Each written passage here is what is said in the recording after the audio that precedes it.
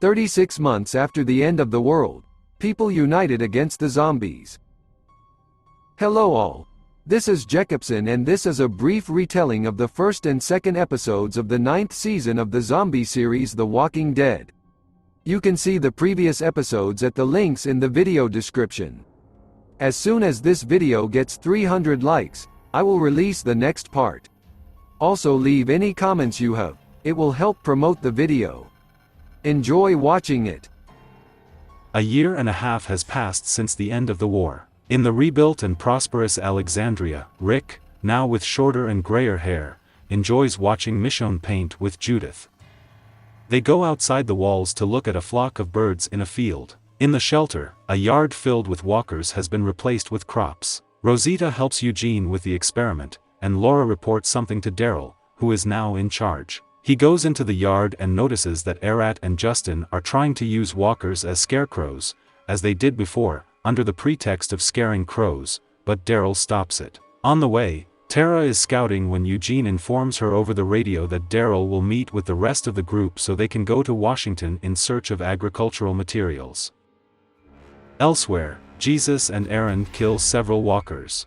Aaron asks Jesus if he can teach him some of his skills, to which he agrees to teach him in a classroom at the hilltop. Some time later, Daryl goes to meet Rick, Michonne, Carol, Maggie and the others in downtown Washington. Rick and the group infiltrate the Smithsonian Institution in search of a covered wagon and agricultural equipment. Walking across the fragile glass floor, they notice walkers under it. Suddenly, a walker falls on him from the balcony, breaking the glass, and Daryl manages to lay him down. Rick tells everyone to be careful, and the group breaks up. In the basement, Siddiq is attacked by a walker whose head is full of spiders. He barely manages to kill him, and he confesses to Rick that he is more afraid of spiders, which Annette laughs at. In the hallway, Gabriel punches a walking man's head with a machete and leaves it hanging on the showcase of human evolution. They smile at the irony of this act. At the stairs, Cindy sees an old canoe and remembers an incident that happened to her brother.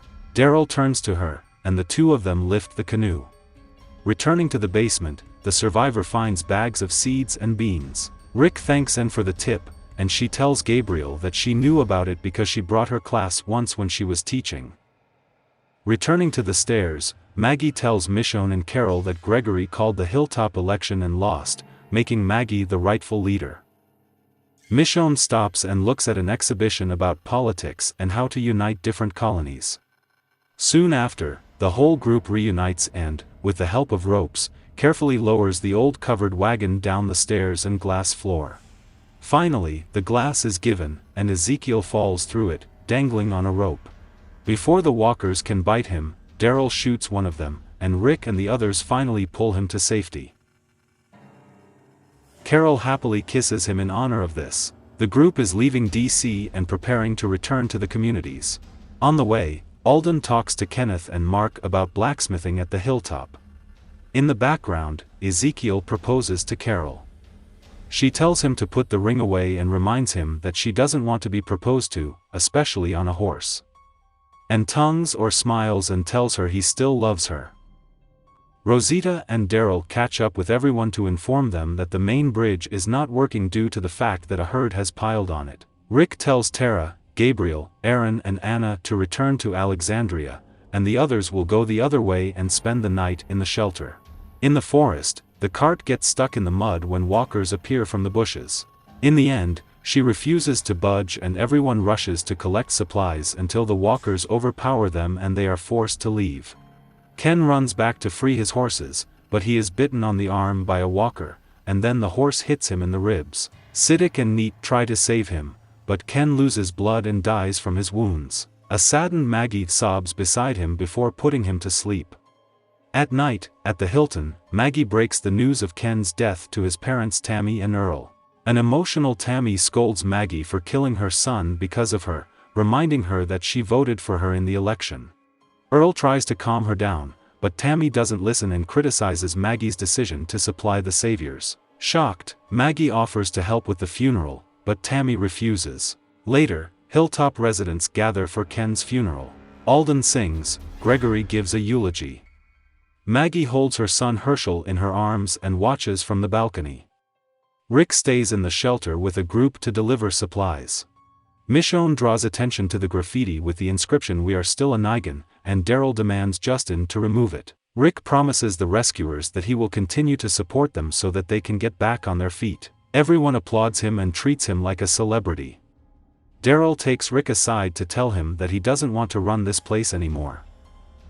He suggests that he return to Hilltop to check on Maggie and Herschel, but Rick objects that he should return to Alexandria. Everything has changed, Rick says, but Daryl claims it's because Rick changed them, and leaves. Outside, Carol follows Daryl and offers him to take over the running of the shelter. She tells him about Zeke's offer and says she wants to take her time. Daryl is surprised and asks if he should stay with her. She refuses and puts her head on his shoulder. In the trailer, Tammy is mourning her son, and Gregory got Earl drunk and suggested that Maggie should no longer be a leader. At the shelter, Rick and Michonne go to bed, and Michonne asks if they did the right thing by leaving Negan alive.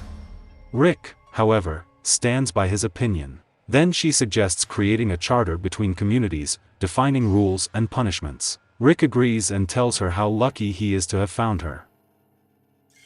They kiss and make love. Back at Hilltop, Maggie takes Herschel out for a walk and runs into Gregory, who informs her that someone may have desecrated Glenn's grave.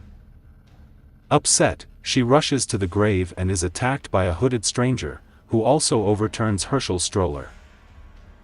Neat intervenes, but she is pushed hard to the ground and loses consciousness. Alden and Cindy grab the attacker, and Maggie rips off his hood to reveal a drunken Earl. Maggie rushes to Gregory and accuses him of trying to kill her. He angrily reminds her that he built this place and tries to stab her, but she overpowers him and puts the legs of his neck. The next day, Carol tells Ezekiel that she will stay at the shelter, and instructs Jerry to take care of him while they hit the road. Daryl, Michonne and Rick stay at Hilltop and find workers building gallows there. Later, Rick asks Maggie to visit Alexandria, but she says she can't because Negan is there. He asks her for help in repairing the bridge, which includes delivering supplies to the shelter. She says she will only agree if the rescuers agree to provide labor and fuel. At night, residents gather around the gallows, and Maggie explains to her people that the punishment corresponds to the crime. She looks at Gregory, who has a noose around his neck and is sitting on a horse. Gregory begs someone to stop it, but no one moves. A couple of kids show up and Michonne yells at Maggie to stop, but it's too late as Daryl slaps the horse and she drives off, leaving Gregory hanging to his death, to everyone's shock. Maggie tells her people she wants this to be the last time they do something like this. Shocked, Rick and Michonne watch as Maggie orders Daryl to cut the noose. In Alexandria, Rick goes down to the basement to talk to someone. He mentions that 35 days have passed since the construction of the bridge between the communities began. He talks about how things have changed since the war and how communities are working together to repair a bridge that will become a link to their future. "We're starting a new life," Rick says, in the camp that the communities have set up in the forest, and explains to Henry how important the bridge is for connecting communities. Carol hands Henry his stick, kisses him goodbye, and tells Eichel that she is going to stay in the shelter. Rick, along with Eugene and Rosita, plans an explosion that should distract the oncoming herd. Nearby, Siddiq watches as Neat puts stitches on Cindy's arm. Rick orders Siddiq to return home with the next team and says about Nit that he is confident in her. At the hilltop, Maggie gets on a horse when Michonne arrives. She tells Maggie that the planned food supply has not arrived at the shelter, but Maggie claims that the fuel has not arrived either. Jesus confirms that they have a surplus of food, but Maggie objects that without a working plow, it won't last long. Michonne offers to let Earl out so he can fix it, but Maggie scoffs and says she doesn't mind waiting for the fuel to show up at the shelter. On the bridge, Aaron shares with Daryl his experience of fatherhood with Gracie and tells him that one day he will be a great father. Meanwhile, Henry stays to distribute water to the workers. Justin pushes him away for not giving him extra water and starts drinking from the jug. Henry gets angry and beats him down with his stick. Jed laughs and mocks Justin. Furious, Justin gets up to take revenge, but Daryl stops him, saying that the guy is just doing his job. Justin swings at him, but Daryl dodges the blow and hits him in the face. Justin throws sand in Daryl's face and they start fighting. Rick arrives and stops them. He tells everyone to get back to work. He takes Daryl to his tent to calm him down, reminding him that they need the help of the saviors in building the bridge, despite several deserters. However, Daryl says the saviors won't obey just because he said so. Rick explains that he wants everyone to be on the same side, and Daryl asks if this is really the case, and leaves. Carol advises Rick to talk to him when he calms down. Back at Hilltop, Tammy begs Jesus to see Earl, but he says the time hasn't come yet, reminding her that he tried to kill Maggie. Tammy grabs a stool and says she won't budge until Maggie lets her see him.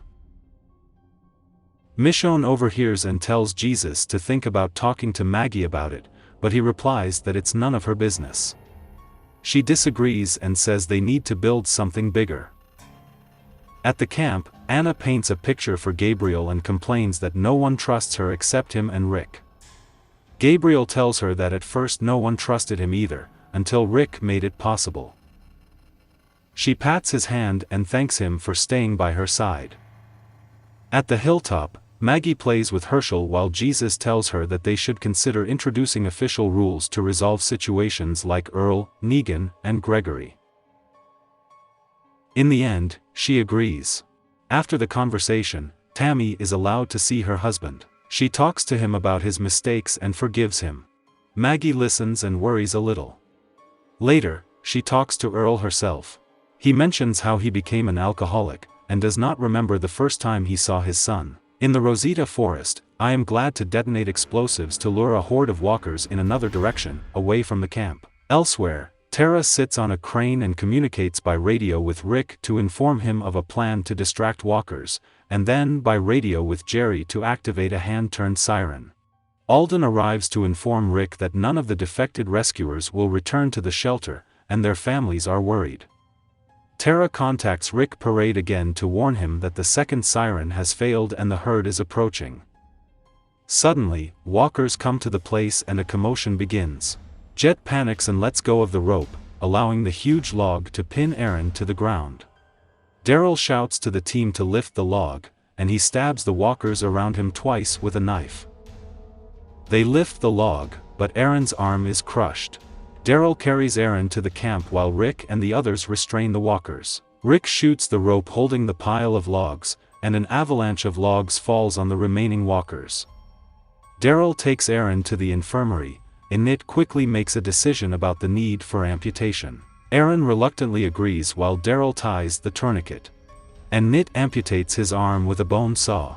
In anger, Daryl goes to find out from Justin why the second siren was not turned on. Justin claims that the walkie-talkie was not loaded, and Daryl attacks him, strikes him several times. Carol begs him to stop, and the rest of the camp is watching.